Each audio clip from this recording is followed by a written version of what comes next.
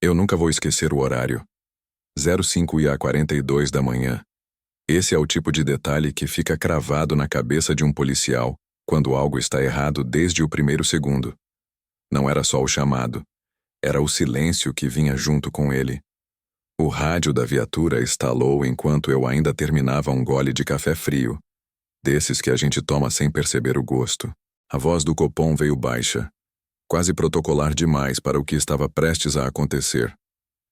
Viatura em patrulhamento, ocorrência de encontro de cadáver, feminino, residência particular, possível homicídio. Não disseram mais nada. Não precisaram. Olhei para o meu parceiro e ele não perguntou nada. Só ligou a viatura e saiu. Quando a central economiza palavras, é porque a cena não vai economizar impacto. O endereço ficava em um bairro comum. Classe média baixa, rua asfaltada, casas geminadas, muros médios, portões de ferro pintados de branco ou verde. Nada chamava atenção. Nada gritava perigo. Era exatamente isso que tornava tudo pior. Enquanto a viatura avançava pelas ruas ainda vazias, o céu começava a clarear num tom cinza pálido. A cidade acordava devagar. Padarias abrindo, ônibus começando a circular, gente indo trabalhar sem imaginar que, a poucos quarteirões dali, uma família tinha acabado de ser destruída por dentro. Chegamos em frente à casa às 05h57. O portão estava fechado. Nenhum sinal de arrombamento. Nenhum vidro quebrado. Nenhuma marca de luta visível do lado de fora. A rua seguia em silêncio, como se aquela casa fosse invisível para o resto do mundo. Mas a porta estava aberta. Entreaberta. Esse detalhe é o tipo de coisa que faz o estômago afundar. Quando entramos, o cheiro veio antes da imagem. Um cheiro metálico, pesado, misturado com o aroma antigo de comida feita na noite anterior. A casa estava em ordem demais. Sofá arrumado, cortina fechada, televisão desligada, uma mesa posta parcialmente como se alguém tivesse parado no meio de uma rotina simples. E então vimos. Ela estava caída no chão da sala. Uma mulher de aproximadamente 50 e poucos anos. Cabelo preso de qualquer jeito. Roupa simples de ficar em casa. Não havia sinais de invasão, nem bagunça, nem objetos quebrados. O corpo estava ali como se tivesse simplesmente desligado. Mas não foi assim. Os ferimentos diziam outra coisa. Nada teatral. Nada cinematográfico. Violência real nunca é bonita. Ela é silenciosa, rápida e brutal. Um golpe certeiro, direto, próximo, íntimo. Aquilo não foi um assalto que deu errado. Não foi um desconhecido. Não foi alguém de fora. A casa gritava uma coisa só. Quem fez isso conhecia cada canto daquele lugar. Enquanto a perícia era acionada, comecei a observar os detalhes pequenos, os que quase ninguém nota. Um porta-retrato virado para baixo, um celular fora do lugar habitual, uma bolsa aberta mas sem sinais de reviramento. E então veio a informação que mudou tudo. O filho estava aqui. Foi o vizinho quem disse. Um senhor idoso, de pijama, apoiado no portão ao lado. Ele afirmou com convicção. Vi o menino sair cedo, normal, como todo dia. Menino. Ele tinha 23 anos. Morava com a mãe. Não trabalhava fixo. E, segundo o vizinho, saiu da casa naquela manhã com a mesma tranquilidade de quem ia comprar pão. Aquilo me gelou mais do que o corpo no chão. Porque existem crimes que acontecem no impulso, na raiva, no desespero. E existem crimes que acontecem depois de uma decisão tomada com calma. Quando entramos no quarto do filho, a cama estava arrumada. Nenhuma pressa. Nenhuma fuga. As roupas separadas. O tênis limpo. O computador desligado corretamente. Nada ali parecia pertencer a alguém que tinha acabado de perder a mãe. Ou acabado de matá-la. No criado mudo, um detalhe chamou atenção. Extratos bancários impressos. Papéis dobrados. Anotações à mão. Valores circulados com caneta azul. Dinheiro. Foi ali, naquele quarto silencioso, que eu entendi que aquela história não era só sobre morte. Era sobre ganância. Sobre alguém que olhou para a própria mãe e fez uma conta fria. Sobre alguém que decidiu que a vida dela valia menos do que um valor na conta bancária. Enquanto a perícia fotografava o corpo e a casa começava a se encher de profissionais, eu fiquei parado na sala por alguns segundos, olhando para aquela mulher caída no chão da própria casa. Ela não morreu lutando contra um estranho. Ela morreu confiando. E eu sabia naquele momento que esse caso ia ser diferente de tudo que eu já tinha visto. Porque quando o criminoso não foge, quando ele age com calma, quando ele segue o dia normalmente, é porque, na cabeça dele, o crime já estava justificado. E foi assim que começou a investigação mais perturbadora da minha carreira. Quando a gente investiga um crime desses, a primeira pergunta nunca é como, é quem. E logo depois vem a que mais dói responder, por quê? Eu já tinha visto de tudo em anos de polícia, mas nada me preparou para o que comecei a descobrir sobre aquele filho que saiu de casa cedo, como em qualquer outro dia, depois de deixar a própria mãe morta na sala. O nome dele não importa tanto quanto o perfil, porque esse tipo de história se repete com outros nomes, outros endereços, outras mães que acreditaram demais. Ele tinha 23 anos, idade em que muita gente ainda está tentando se encontrar no mundo, mas também idade suficiente para entender exatamente o peso de cada escolha. Morava com a mãe desde sempre. O pai tinha ido embora quando ele ainda era criança, daqueles sumiços silenciosos que não deixam nem endereço nem saudade. Só um buraco que vai crescendo com o tempo. A mãe preencheu tudo sozinha. Trabalhou dobrado, abriu mão de sonhos, sustentou a casa com um salário curto e uma dignidade que ninguém vê, mas que sustenta famílias inteiras. Ele cresceu sem passar necessidade extrema, mas também sem limites claros. Tudo era tolerado, tudo era explicado, tudo era perdoado. E isso muitas vezes cria um tipo de adulto que confunde amor com obrigação eterna. Os vizinhos descreviam o rapaz sempre do mesmo jeito. Quieto, educado, na dele. Não era agressivo na rua. Não se envolvia em confusão visível. Não tinha histórico de violência registrado. Esse é o tipo de detalhe que engana. Porque a ausência de registros não significa ausência de conflito. Significa apenas que tudo acontecia dentro de casa, longe dos olhos da polícia, longe de qualquer testemunha que pudesse interferir. Começamos a puxar o histórico financeiro da mãe, e o padrão ficou claro rápido demais. Ela havia recebido recentemente uma indenização antiga, coisa de processo trabalhista que se arrasta por anos. Não era fortuna, mas era dinheiro suficiente para alguém sem renda fixa enxergar ali uma saída fácil. Poucos dias antes da morte, ela também tinha ido ao banco com o filho. Isso não era coincidência, era planejamento. Conforme as horas avançavam, fomos montando a linha do tempo da relação deles. Amigos da mãe relataram que ela andava preocupada, cansada, comentava que o filho estava difícil, que exigia dinheiro, que ficava agressivo quando ouvia um não. A palavra agressivo apareceu mais de uma vez, sempre dita em tom de desculpa, como se ela estivesse tentando proteger alguém que já não merecia proteção. Esse é outro padrão que a gente vê demais. Mães que morrem tentando salvar filhos, que não querem ser salvos. Dentro da casa, a perícia encontrou sinais sutis, quase invisíveis para quem não sabe procurar. Um copo quebrado colado de volta com cola. Um buraco tapado na parede atrás do sofá. Marcas antigas de empurrão em portas. Nada recente o suficiente para gerar alarme, mas tudo velho demais para ser ignorado. Aquela violência não começou naquele dia. Ela só terminou. O celular da mãe foi encontrado descarregado, fora do lugar habitual.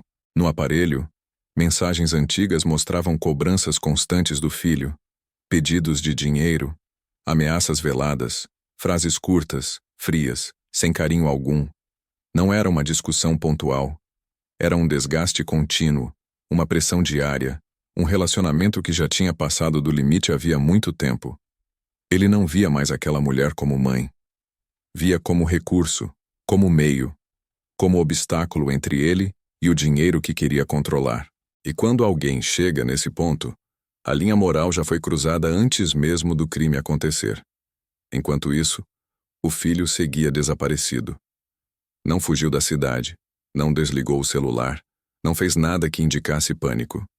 Pelo contrário, usou o cartão dela depois da morte. Comprou comida, pagou uma corrida. Seguiu o dia. Esse comportamento é o que mais assusta em crimes assim. Não é a explosão de violência. É a normalidade que vem depois. É alguém capaz de matar e logo em seguida se preocupar com coisas banais. Isso não nasce do nada. Isso é construído aos poucos, em camadas, até que o ato final pareça lógico dentro da cabeça de quem comete. No fim daquele primeiro dia, eu já sabia que não estava caçando um criminoso em fuga. Eu estava esperando alguém que acreditava que tinha feito o que precisava ser feito. Alguém que achava que a história ainda estava sob controle. E isso tornava tudo mais perigoso. Porque quando o criminoso não se sente culpado, ele não se entrega. Ele continua andando por aí, misturado com todo mundo, carregando um segredo pesado demais para qualquer consciência saudável suportar. E a pergunta que não saía da minha cabeça era simples e perturbadora. Quanto tempo alguém assim consegue viver fingindo normalidade antes de cair? O que mais incomoda nesse tipo de caso não é a cena do crime em si, mas o que vem depois. Porque o depois revela quem a pessoa realmente é quando acha que ninguém está olhando. Enquanto a mãe estava morta dentro de casa, esfriando no mesmo lugar onde passou anos cuidando dele, o filho seguiu o roteiro mais perturbador possível. Viveu o dia como se nada tivesse acontecido. A gente conseguiu reconstruir quase cada passo dele nas horas seguintes, e quanto mais claro ficava o caminho, mais difícil era aceitar o nível de frieza envolvido. Ele saiu de casa pela manhã, trancou a porta com cuidado como alguém que não queria levantar suspeitas. Nenhuma pressa, nenhum sinal de desespero. As câmeras de um mercadinho da esquina mostram ele comprando café, pão e cigarro. Conversa rápida com o caixa. Pagamento no cartão da mãe. Ele olha o visor, confere o valor, guarda o cartão com calma. Não há tremor nas mãos. Não há nervosismo. Há método. Depois disso, ele segue para um bairro próximo. Entra em uma casa de apostas. Permanece ali por quase 1 hora, apostando pequenas quantias, observando jogos, interagindo com outras pessoas. Rindo em um momento específico, segundo o relato de um funcionário. Esse detalhe foi como um soco no estômago quando chegou até nós. Porque rir exige uma suspensão completa da culpa. Exige que a mente esteja livre, mesmo que temporariamente, do peso do que foi feito. Ou então exige algo ainda pior: a incapacidade de sentir. À tarde, ele passa em um posto de gasolina, compra bebida, fica ali sentado por um tempo. Nada que chamasse atenção. Nada que denunciasse um homem que tinha acabado de cometer o ato mais extremo possível contra a própria família. Enquanto isso, o corpo da mãe permanecia sozinho. Nenhum pedido de socorro, nenhuma tentativa de ajuda, nenhuma ligação para a emergência. Ela morreu ali, no silêncio, e foi esquecida por quem mais devia protegê-la. Quando finalmente alguém estranhou a ausência dela, uma amiga que tentou ligar várias vezes e não teve resposta, a engrenagem começou a girar.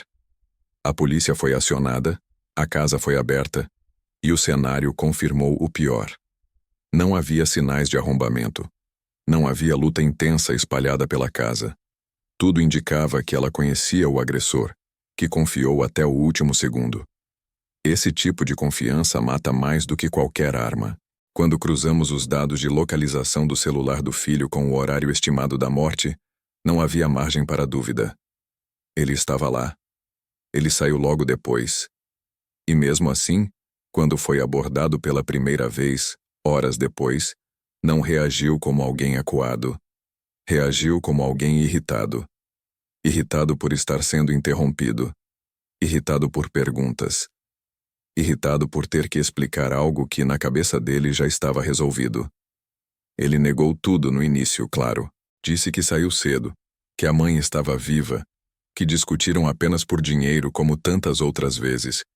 E esse detalhe, dito sem perceber, foi um erro. Porque ninguém menciona uma discussão específica sem ser provocado, a não ser que ela tenha sido relevante demais para ficar fora da memória. Levamos ele para a delegacia. Não algemado, ainda como testemunha. Durante o trajeto, ele olhava pela janela, batucava os dedos no banco, perguntava quanto tempo aquilo iria levar. Nenhuma pergunta sobre a mãe, nenhuma tentativa de saber se ela estava bem. Esse silêncio afetivo pesa mais do que qualquer confissão. Na sala de depoimento, a postura era a mesma. Corpo relaxado, pernas abertas, olhar direto. Não havia medo. Havia impaciência. Quando começamos a confrontá-lo com horários, cartões usados, câmeras, ele mudou levemente o tom, mas não quebrou. Apenas se fechou mais. Passou a responder com frases curtas. A defesa começou ali, antes mesmo de um advogado aparecer. A mente dele já estava trabalhando para proteger a narrativa que ele criou. Foi naquele momento que eu tive certeza de uma coisa. Ele não via a mãe como vítima. Via como problema resolvido. E quando alguém chega a esse ponto, não existe arrependimento imediato. Existe apenas a esperança de que o mundo continue girando como se nada tivesse acontecido. Mas crimes assim deixam rastros demais. Emoções demais soterradas. Pessoas demais envolvidas indiretamente. A normalidade que ele tentou sustentar começou a rachar ainda naquele primeiro interrogatório. Pequenas contradições, silêncios longos demais, olhares que evitavam certas perguntas. E eu sabia, com a experiência de quem já viu isso antes, não é a polícia que derruba alguém assim. É o peso do próprio ato, pressionando de dentro para fora, até não sobrar espaço para mentir. Quando começamos a aprofundar a investigação, ficou claro que aquele crime não nasceu do impulso, mas de algo muito mais corrosivo e silencioso: a obsessão pelo dinheiro. A relação entre mãe e filho já vinha se deteriorando havia anos, não por falta de afeto dela, mas pela incapacidade dele de aceitar limites. Ela era aposentada, vivia de um benefício modesto, controlava cada gasto com cuidado, enquanto ele enxergava aquele dinheiro como algo que lhe pertencia por direito. Vizinhos relataram discussões frequentes, sempre pelo mesmo motivo. Empréstimos negados, cartões escondidos, promessas quebradas. Ele queria mais, sempre mais, e não aceitava ouvir não. Para ele, a mãe não era uma pessoa com autonomia, era um obstáculo. Cada negativa era interpretada como traição. Cada tentativa dela de impor limites era vista como provocação. Analisando o histórico financeiro, o quadro ficou ainda mais claro. Poucos dias antes do crime, ele havia tentado fazer um empréstimo em nome dela. Foi recusado. Tentou sacar valores maiores do que o habitual. Ela bloqueou. Pediu ajuda para vizinhos, falou em procurar o banco, comentou que estava com medo do próprio filho. Essa informação chegou até nós como um murro no estômago, porque significava que o crime não só era evitável, como vinha sendo anunciado em pequenas frases que ninguém imaginou que terminariam em morte. O desespero financeiro dele não era momentâneo, era estrutural. Dívidas, apostas, consumo constante, nenhuma fonte de renda estável. O dinheiro da mãe era o último pilar. Quando esse pilar começou a ruir, algo nele também desabou. No dia do crime, a discussão seguiu o mesmo padrão das anteriores. Segundo a reconstituição, ele pediu dinheiro, ela negou. Tentou argumentar. Pediu que ele procurasse trabalho. Falou em vender a casa para pagar dívidas futuras, mas deixando claro que não daria tudo a ele. Para alguém com limites emocionais frágeis, isso soou como sentença.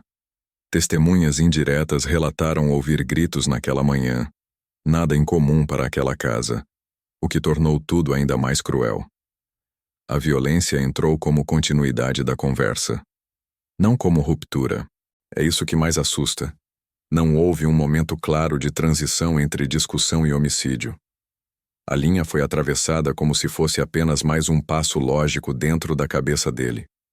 Depois do crime, o dinheiro virou prioridade imediata. Ele vasculhou a casa, pegou cartões, documentos, senhas anotadas. O corpo ainda estava ali quando ele fez isso. Esse detalhe foi confirmado pela perícia, pelos horários de uso do cartão e pela temperatura do ambiente. Ele não esperou. Não hesitou. O dinheiro precisava ser acessado antes que alguém desconfiasse. Isso desmonta qualquer narrativa posterior de arrependimento. Não há arrependimento quando a primeira preocupação após matar alguém é sacar valores, pagar apostas, comprar bebida. O dinheiro não foi consequência do crime. Foi o motivo central. Todo o resto foi ruído. Durante um novo interrogatório, quando colocamos essas informações na mesa, algo mudou. Não foi choro. Não foi desespero. Foi irritação. Ele se sentiu exposto. Passou a elevar o tom, a justificar, a culpar a própria mãe. Disse que ela provocava, que humilhava, que negava ajuda. Foi ali que entendemos a lógica interna dele. Matar não era errado. Errado era ela não ter cedido. Esse tipo de pensamento não nasce da noite para o dia. Ele se constrói lentamente, alimentado por frustração, egoísmo e uma completa ausência de empatia. O dinheiro, nesse caso, não comprou apenas coisas. Comprou a coragem distorcida necessária para atravessar o último limite. A partir desse ponto, a investigação deixou de ser apenas técnica e passou a ser psicológica. Porque entender como alguém mata a própria mãe por dinheiro exige mais do que provas. Exige olhar para a mente, que transforma necessidade em justificativa e desejo em direito. E quanto mais fundo íamos, mais claro ficava que aquele crime não foi um acidente, nem uma explosão momentânea. Foi a conclusão de uma história longa, silenciosa e ignorada, onde o amor materno foi usado, explorado e, no fim, descartado como algo sem valor. O que mais nos chocou, e isso não é força de expressão, foi a normalidade com que ele seguiu a vida depois do crime. Enquanto a mãe permanecia morta dentro da própria casa, ele saiu, trancou a porta e caminhou pela rua como alguém que apenas cumpria mais uma tarefa do dia. Câmeras de segurança registraram seus passos, o horário exato, a postura relaxada, o celular na mão. Nenhum sinal de pressa, nenhum gesto de desespero.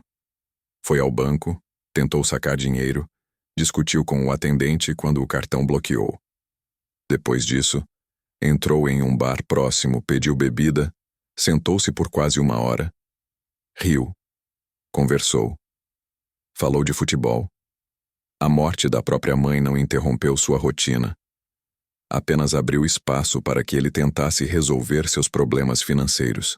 Esse comportamento é algo que, como policial, você nunca esquece. Porque não se trata apenas de frieza, mas de uma dissociação completa da realidade. Para ele, o crime já havia ficado para trás. O problema agora era o dinheiro que ainda não tinha conseguido sacar. Testemunhas relataram que ele parecia irritado, não triste. Reclamava da vida, do sistema, das pessoas que não ajudam. Nenhuma palavra sobre a mãe. Nenhuma menção ao que havia acontecido horas antes. É nesse ponto que o caso deixa de ser apenas um homicídio e passa a ser um retrato perturbador da mente humana quando todos os vínculos afetivos se rompem. Voltando à cena do crime, a perícia confirmou que o corpo permaneceu no local por horas, em silêncio absoluto. Nenhuma tentativa de socorro, nenhuma ligação para a emergência. Nada. A casa estava organizada, sem sinais de luta prolongada, o que reforça a tese de que a violência aconteceu de forma rápida, direta e com domínio total da situação por parte dele. O contraste entre o ambiente doméstico, carregado de memórias, fotos antigas, objetos simples, e o ato brutal cometido ali, cria um impacto difícil de descrever. Aquela não era uma casa qualquer. Era um lar que, até pouco tempo antes, sustentava a única relação estável que ele tinha na vida. Quando os vizinhos começaram a estranhar o silêncio prolongado da mãe, já era tarde. Uma senhora conhecida por cumprimentar todos, por manter horários rígidos, simplesmente desapareceu da rotina. Foi uma vizinha quem acionou a polícia. Ao entrarmos na casa, a cena confirmou tudo o que os dados já indicavam. O tempo decorrido, o estado do corpo, a ausência do filho. Não houve surpresa, apenas a confirmação de algo que já se desenhava desde as primeiras horas da investigação. O filho não era apenas suspeito, era o autor. O mais perturbador veio depois, ao analisarmos as mensagens trocadas por ele naquele mesmo dia. Conversas triviais, memes, piadas, cobranças de dívidas. Em nenhum momento aparece qualquer sinal de ruptura emocional. É como se a morte da mãe tivesse sido apagada da linha do tempo pessoal dele. Esse tipo de comportamento não é comum, nem mesmo entre criminosos experientes. Ele não tentou fugir imediatamente. Não se escondeu. Agiu como alguém que acreditava de forma quase infantil que o mundo continuaria exatamente igual. Quando finalmente o localizamos, ele não resistiu à abordagem. Não correu. Não negou. Apenas perguntou se poderia pegar alguns pertences. Esse detalhe, aparentemente pequeno, diz muito. Mesmo naquele momento, a prioridade ainda era o que lhe pertencia. Não houve pedido de desculpas. Não houve colapso emocional. Apenas a queda lenta de uma ilusão. A de que matar não teria consequências. A normalidade que ele tentou sustentar começou a ruir ali, diante das algemas, do silêncio e da certeza de que, dessa vez, não havia dinheiro algum capaz de comprar uma saída. E enquanto o levávamos, pensei em quantas vezes aquela mãe deve ter acreditado que tudo se resolveria. Quantas vezes ela deve ter escolhido o silêncio, a paciência, o amor incondicional. Esse bloco da história não fala apenas sobre o que ele fez depois do crime, mas sobre o vazio absoluto que ficou onde antes existia um vínculo. A violência não terminou com a morte. Ela continuou, fria e silenciosa, na forma como ele seguiu vivendo como se nada tivesse acontecido. Na delegacia, o silêncio dele começou a pesar. Não aquele silêncio nervoso de quem está prestes a desabar, mas um silêncio calculado, quase arrogante, como se ainda estivesse no controle da situação. Sentou-se à minha frente com a postura relaxada, braços apoiados, olhar firme demais para alguém que havia acabado de ser preso pelo assassinato da própria mãe. Eu já tinha visto isso antes. A tentativa inconsciente de impor poder psicológico quando todo o resto já foi perdido. Comecei a conversa sem acusação direta, falando da rotina da mãe, dos vizinhos, da casa, de detalhes que só alguém próximo saberia. A cada informação correta que eu apresentava, um músculo do rosto dele reagia, quase imperceptível. Era ali que a máscara começava a rachar. Não pela pressão direta, mas pelo peso da verdade sendo colocada na mesa, uma peça de cada vez. Quando mencionei o dinheiro, a expressão mudou. Foi rápido, mas claro. Os olhos endureceram, a mandíbula se contraiu, e ele deixou escapar o primeiro sinal real de emoção desde a prisão. Irritação. Não tristeza, não arrependimento. Raiva. Ele tentou inverter o jogo, dizendo que a mãe controlava tudo, que o dinheiro era dele por direito, que ela o humilhava.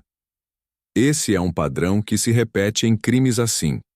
O agressor constrói uma narrativa onde a vítima se transforma em opressora, justificando mentalmente o que fez. Enquanto ele falava, eu pensava em quantas vezes aquela mulher deve ter ouvido acusações semelhantes em vida, sempre tentando proteger o próprio filho, sempre acreditando que era só uma fase difícil. Apresentei então as imagens das câmeras, os horários, os deslocamentos, a tentativa frustrada de saque, o bar, a normalidade pós-crime colocada diante dele como um espelho cruel. Foi nesse momento que a postura mudou de vez. O corpo se fechou, os ombros caíram e o olhar começou a fugir. Não era culpa ainda. Era medo. Medo de perceber que tudo havia sido visto, registrado, reconstruído. Ele tentou minimizar, disse que perdeu a cabeça, que foi um acidente, uma discussão que saiu do controle. Mas os laudos não sustentavam isso. A dinâmica do crime mostrava a intenção, domínio e ausência total de socorro. Cada tentativa de justificativa se desfazia antes mesmo de terminar a frase. Houve um momento específico, curto e silencioso, em que ele parou de falar e ficou olhando para a mesa. Alguns segundos que pareceram minutos. Ali, pela primeira vez, vi algo próximo de consciência do que havia feito. Não foi arrependimento no sentido moral, mas a percepção tardia de que tinha ultrapassado um ponto sem retorno. A figura da mãe, que até então era apenas um obstáculo financeiro em seu discurso, começou a se impor como uma realidade impossível de apagar.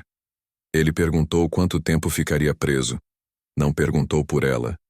Não perguntou pelo corpo. Não perguntou pelo enterro. Apenas pelo tempo de punição.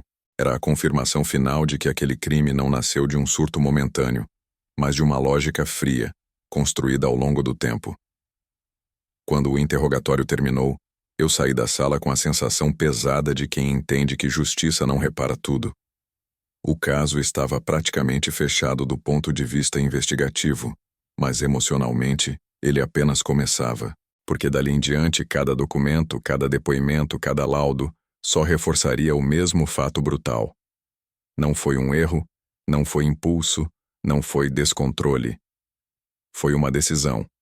E decisões como essa deixam marcas que não desaparecem, nem com a sentença mais dura. Voltei a casa depois do interrogatório porque há lugares que continuam contando a história, mesmo quando todos já falaram demais. A perícia havia liberado o local, mas o ambiente ainda carregava um peso difícil de explicar para quem nunca entrou em uma cena dessas dias depois.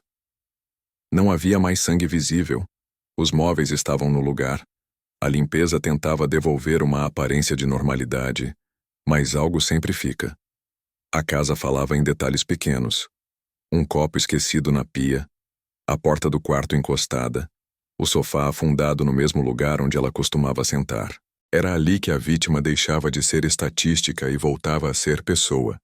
Mãe, mulher, presença. Conversei novamente com os vizinhos, dessa vez com outra abordagem.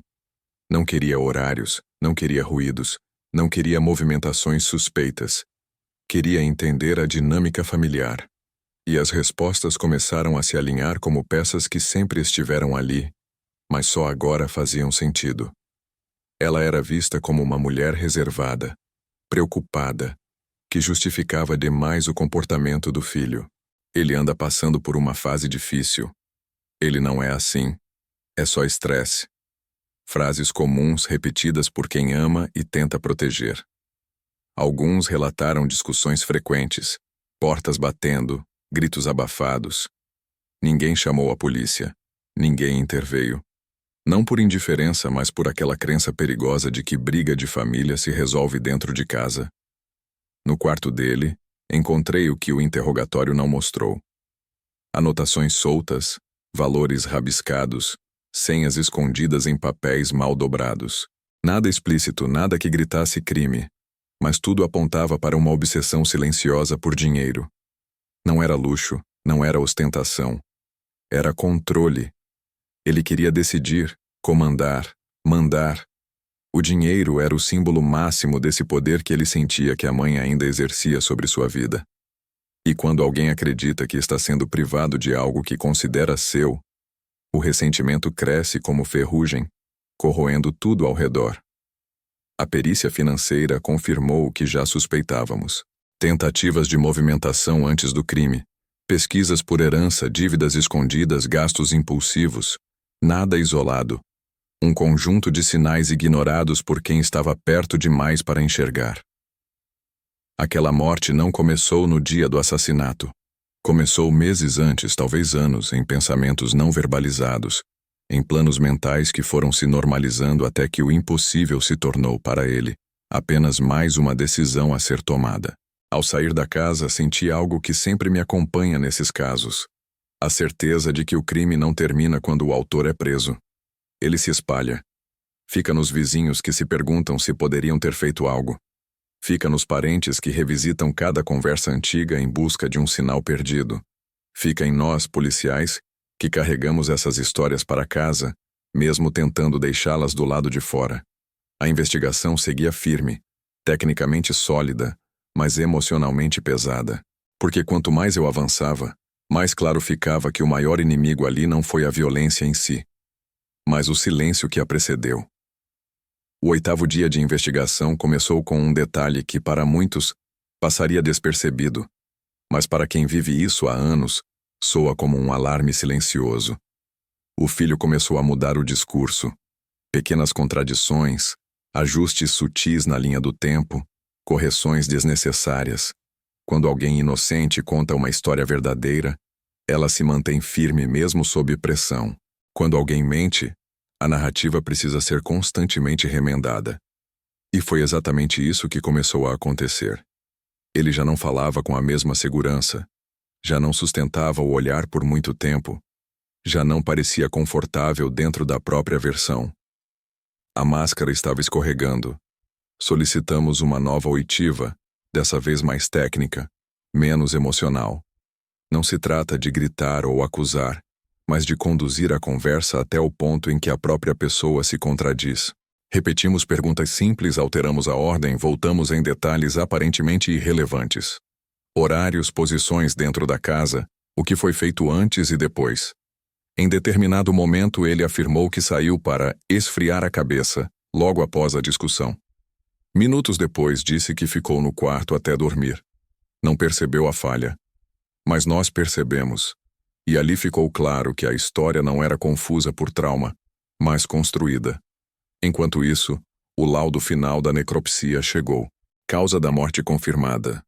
Horário aproximado compatível com o período em que ele dizia estar em casa. Nenhum sinal de invasão, nenhuma evidência de terceiros. O cenário se fechava como um cerco silencioso. Não havia pressa. Casos assim exigem paciência. Quanto mais você força, mais o suspeito se fecha. Quanto mais você observa, mais ele se entrega sozinho. E ele estava se entregando em gestos pequenos. O jeito de cruzar os braços quando tocávamos no dinheiro. O silêncio prolongado quando falávamos da mãe como pessoa, não como vítima. Reconstituímos mentalmente a noite do crime. A discussão começou por algo banal, como quase sempre acontece. Uma cobrança, uma negativa, um limite imposto. Para ele, aquilo não foi apenas uma conversa. Foi a confirmação de que nunca teria o controle total enquanto ela estivesse viva. A violência não surgiu de repente. Ela foi crescendo em palavras, em tom de voz, em aproximação física, até o momento em que a linha foi cruzada. E depois que se cruza essa linha, não existe volta. Só o desespero de quem percebe tarde demais o que fez. No fim da oitiva, ele pediu água. As mãos tremiam levemente. O suor escorria pela testa, mesmo com a sala fria. Não era arrependimento, era medo. Medo de ser desmascarado. Medo de perder a liberdade. Medo das consequências que finalmente se tornavam reais. Quando encerramos, eu já sabia que o próximo passo seria decisivo. Não tínhamos apenas suspeitas. Tínhamos um quebra-cabeça praticamente completo. Faltava apenas a peça mais difícil, a admissão. E ela viria. Porque ninguém sustenta uma mentira grande por muito tempo quando o cerco se fecha por todos os lados. A confissão não aconteceu com gritos, nem com lágrimas dramáticas, nem com frases de efeito. Ela veio do jeito mais comum e mais perturbador possível, em silêncio quebrado por pequenas frases soltas, ditas quase como quem aceita um destino inevitável. Quando o chamamos novamente, ele já parecia cansado, não fisicamente, mas mentalmente. O peso de sustentar uma mentira por dias, sabendo que cada detalhe estava sendo analisado, começa a esmagar qualquer um.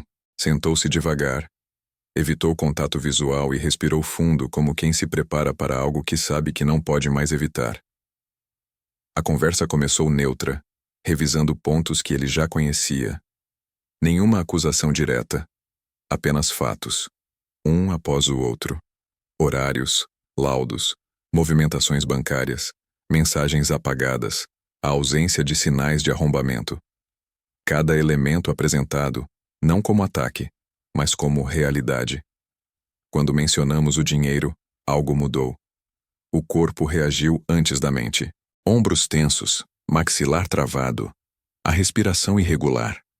Ele tentou argumentar, disse que não era bem assim, que as coisas se misturaram, que ninguém entende o que é viver pressionado. Frases vagas, defensivas, típicas de quem já não consegue sustentar uma narrativa coerente. Então veio o momento-chave.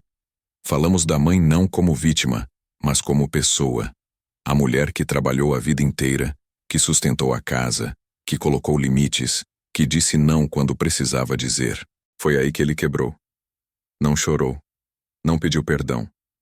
Apenas deixou escapar a verdade crua, quase sem emoção. Eu só queria que aquilo acabasse. Não precisou dizer mais nada. Aquela frase dizia tudo. A partir daí, a história começou a sair de forma fragmentada, desconexa, como memórias que ele tentou enterrar, e agora vinham à tona sem controle. A discussão, o dinheiro, a sensação de humilhação, o medo de perder o que ele acreditava ser seu por direito. Ele não falava como um filho, mas como alguém que via a própria mãe como obstáculo. O ato em si foi descrito sem detalhes heróicos, sem justificativas convincentes. Apenas um momento de explosão seguido por pânico. Depois, o silêncio da casa. O corpo imóvel. A percepção tardia de que nada poderia ser desfeito. O dinheiro, que parecia tão importante antes, perdeu o sentido naquele instante. Mas já era tarde demais. Quando terminou, a sala ficou em silêncio por alguns segundos. Não há sensação de vitória nesses momentos. Não há alívio completo. Existe apenas a confirmação de uma tragédia anunciada. Um crime que não nasceu em segundos, mas em anos de ressentimento, dependência emocional e ganância mal resolvida. Ele assinou a confissão com mãos trêmulas. Nenhuma resistência, nenhum discurso final. Apenas a aceitação de que a vida que ele conhecia havia acabado ali. E para nós ficou a certeza amarga de sempre. Na maioria das vezes, o assassino não é um monstro desconhecido à espreita na rua escura. Ele está dentro de casa, sentado à mesa, chamando a vítima de mãe. Depois da confissão, o que fica não é tensão, é vazio. A sala parece maior, mais fria, como se a verdade drenasse o pouco de vida que ainda restava naquele ambiente. Ele foi conduzido para os procedimentos finais sem resistência, andando com passos lentos, olhar perdido, como alguém que só agora entende o tamanho real do que fez. Não havia mais raiva, nem defesa, nem tentativa de justificar. Apenas um silêncio pesado, quase constrangedor. Para quem assiste de fora, pode parecer alívio. Para quem vive aquilo de perto, é o momento mais duro, porque o crime já aconteceu, nada será desfeito, e tudo o que resta é lidar com as consequências humanas de uma decisão irreversível. Enquanto ele aguardava a formalização da prisão, voltamos a casa. O local do crime nunca deixa de falar, mesmo depois que a verdade aparece. Cada cômodo carrega marcas invisíveis, a xícara ainda na pia, a televisão desligada às pressas, a bolsa da vítima sobre a cadeira. A cena não gritava violência, e isso a tornava ainda mais perturbadora. Era uma casa comum de uma mãe comum, que acreditava estar segura no lugar mais óbvio do mundo. O quarto, organizado, denunciava uma rotina simples. Fotografias antigas na estante mostravam o filho em fases diferentes da vida, sorrisos congelados em tempos onde nada indicava aquele fim. É impossível olhar para essas imagens sem sentir um nó na garganta. O contraste entre o passado e o desfecho é brutal. Os vizinhos começaram a se aproximar aos poucos com aquela curiosidade silenciosa misturada ao medo. Perguntas surgiam em sussurros. Foi o filho mesmo? Mas eles pareciam tão normais. Sempre parecem. Crimes assim não anunciam sua chegada. Eles crescem em silêncio, em conflitos não resolvidos, em ressentimentos alimentados dia após dia. Conversamos com pessoas próximas e o padrão se repetia. Uma mãe rígida, trabalhadora, controladora aos olhos de alguns, um filho instável, dependente, frustrado por não conseguir se sustentar sozinho. Nada que, isoladamente, parecesse grave. Tudo que junto formou uma bomba relógio. No Instituto Médico Legal, o clima era outro tipo de peso. Técnico, frio, necessário. O corpo deixa de ser apenas uma pessoa e passa a ser prova. Ainda assim, ninguém que trabalha ali consegue se desligar completamente da história por trás de cada caso. Aquela mulher não era só um número. Era alguém que criou, cuidou, acreditou. O laudo confirmava o que já sabíamos. Mas a confirmação oficial nunca suaviza nada. Pelo contrário, ela carimba a realidade com tinta permanente. No fim do dia, ao encerrar os relatórios, veio o cansaço verdadeiro. Não o físico, mas aquele que se acumula dentro, caso após caso. Crimes assim deixam marcas em quem investiga, porque obrigam a encarar uma verdade desconfortável. Nem todo perigo vem de fora, nem toda ameaça tem rosto desconhecido. Às vezes, o maior risco está onde se espera proteção. E quando a verdade aparece, não há catarse. Só o vazio de saber que uma vida foi perdida, outra foi destruída, e nada, absolutamente nada, pode colocar as coisas de volta no lugar.